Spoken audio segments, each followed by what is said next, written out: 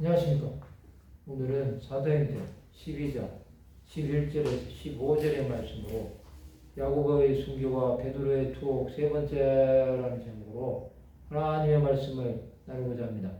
본 말씀은 이에 베드로가 정신이 들어 이르되 내가 이제 참으로 주께서 그의 천사를 보내어 나를 헤롯의 손과 유대 백성의 모든 기대에서 벗어나게 하신 줄 알겠노라 하여 깨닫고 마가라는 요한의 어머니 마리아의 집에 가니 여러 사람이 거기에 모여 기도하고 있더라.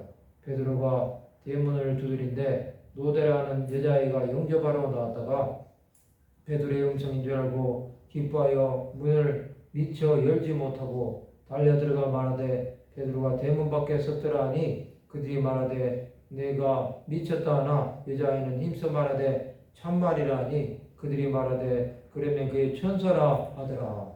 이제 베드로는 정신이 들었습니다. 하나님은 천사를 보내어 헤롯의 손과 유대 백성의 모든 기대에서 벗어나게 하신 것입니다.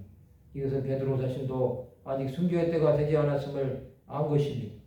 그는 깨닫고 마가라는 요한의 어머니 마리아의 집에 간 것입니다. 여러 사람이 거기에 모여 기도하고 있었습니다. 이들은 하나님께서 베드로 사도를 구원해 주시기를 간구한 것입니다. 하나님은 성도들의 기도에 응답하신 것입니다. 베드로는 대문을 두드려 자신이 왔음을 알렸습니다. 그러나 성도들은 자신들이 기도했음에도 베드로가 대문 밖에 섰다는 여자아이의 말을 믿지 못했던 것입니다. 또 그가 참말이라고 해도 그의 천사라고 말했습니다. 이처럼 기도라고도 믿지 못하는 것은 그들이 두려움에 사로잡힌 것입니다. 성도들은 하나님의 인도하심을 받으면서도 믿지 못할 때가 많습니다.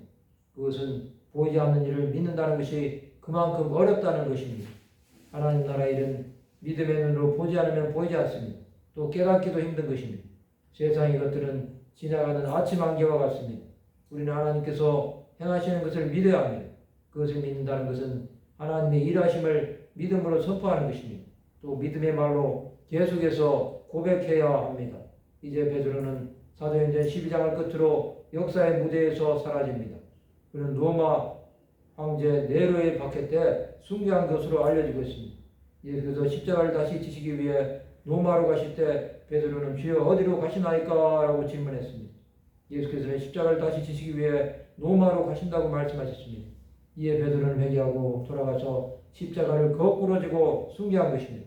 성도 여러분, 베드로는 하나님의 일을 감당하고 하나님 나라에 들어갔습니다. 우리는 이 땅에 남아 사명을 감당하는 자들이 되어야 합니다. 우리가 가는 길에는 하나님께서 함께해 주실 것입니다. 세상이 아무리 우리를 박해한다고 해도 절대로 타협하지 맙시다. 그것은 주 예수 그리스도를 부인하는 것입니다.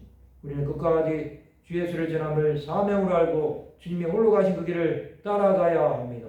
이 땅의 시간에 연연하지 말고 오직 하나님 나라를 위해 살아가는 자들이 되시기 바랍니다. 말씀을 마치고자 합니다. 이 땅에서의 남은 사명에 충성을 다하는 하나님의 백성들이 되시기를 주님의 이름으로 축원합니다.